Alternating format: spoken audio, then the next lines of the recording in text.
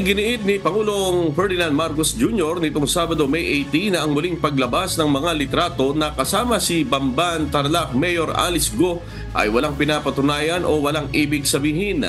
Nilinaw ni PBBM na marami ang katulad na larawan na kuha noong kanyang kampanya kung saan umaabot anya sa 1,000, isang kada araw ang humihingi sa kanya ng selfie na hindi naman ito hinihindian.